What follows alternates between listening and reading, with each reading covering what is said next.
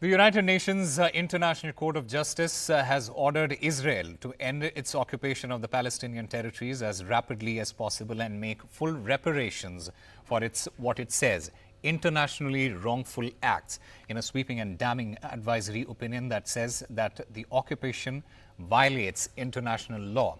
The court's opinion was sought in a 2022 request from the United Nations General Assembly. And my colleague Mohammad Ghazali joins us to get us more details. But before that, let's listen in to this to the International Court of Justice, Justice Nawaf Salam. By 11 votes to 4, is of the opinion that the State of Israel's continued presence in the occupied territory is unlawful. By 14 votes to 1, is of the opinion that the State of Israel is under an obligation to cease immediately all new settlement activities and to evacuate all settlers from the occupied Palestinian territory. And Mohammad Ghazali is here with us to get us more. Ghazali, what did the ICJ ruling say, and what will be the reaction of Israel to this? See, as far as the ICJ ruling is concerned, this is not legally binding, but it was just a legal opinion which was sought from ICJ by the UN General Assembly in 2023, on which they have given their opinion. Now, what is the opinion? It was a panel of 15 judges, and unanimously it has said that perhaps Israel's practices in the occupied territory of Palestine is discriminatory, that how they are plundering their resources, how they are displacing people, and it was an advisory opinion by the ICJ, though it has no legal binding, but it certainly has moral repercussions, is what the ICJ said.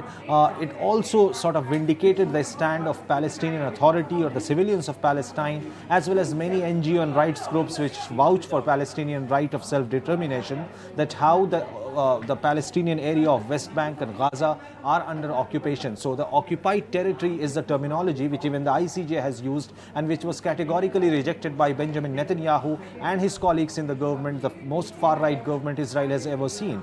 It went on to say that Israel should seize all the settlements or the building settlements or settlement areas in the occupied territory, and also spoke about other states, that other countries should also stop giving aids to Israel when it comes, since Israel is practicing all the activities in the occupied territory which is against international law. It lists all the practices which Israel itself has claimed, that how Israeli government, even the Prime Minister yesterday said that Judea and Samaria, the biblical name which they call the West Bank, is an integral part of Israel.